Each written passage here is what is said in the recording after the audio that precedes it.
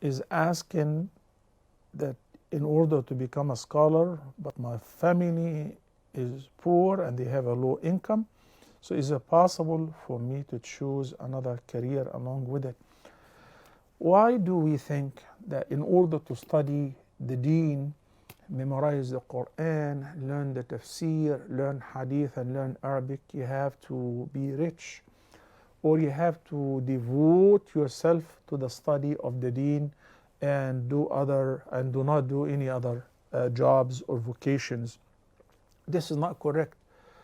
You will find our earlier predecessors and great scholars and the Sahaba, they had professions and they were seeking knowledge. Their professions and becoming or being successful merchants and even millionaires did not hinder them from seeking knowledge and learning and becoming scholars and teaching the entire ummah. MashaAllah, la quwwata illa billah. You know what we say about Imam Abu Hanifa? We say Al-Imam Al-A'zam. The word A'zam means the greatest, whom all the Imams afterward depend on him in the methodology of learning, the principles of jurisprudence, etc. And his learning and teaching was not a full-time vocation. Rather, he had a business. He was a merchant. He used to sell fabrics, and he was rich, and he used to support his students. And he was a very successful merchant, MashaAllah.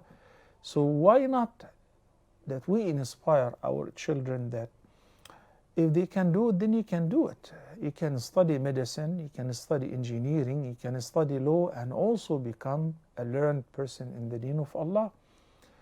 I mean, you don't have to spend all your life in Medina University or in Al-Azhar University in order to just seek knowledge. Obviously, if we have some people whom we sponsor, like very elite, special students, we anticipate that they will become leaders of the future. So we sponsor them financially to learn and do nothing but to learn in order to become the scholars of the Ummah in the future, of the mainstream Ummah. This is great. But on the other hand, we are 1.8 billion Muslims. 1.8 billion Muslims. You can do fixed watches, you can become an eye doctor, you can become a gynecologist and a female Muslim scholar, you can become a faqih and merchant. There is no contradiction whatsoever.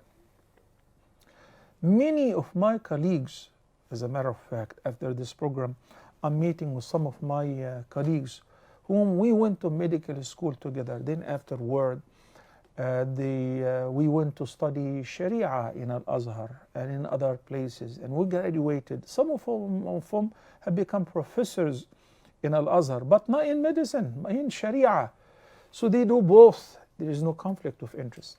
In addition to, brothers and sisters, the process of learning, especially via the distant learning, has become so easy and affordable.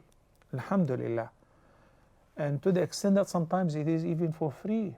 And you don't have to travel to another country to seek knowledge. You can do it at the convenience of your city, town, and even in your own house. May Allah subhanahu wa ta'ala inspire us to seek knowledge and become knowledgeable and pay the due zakah of this knowledge by sharing it with others.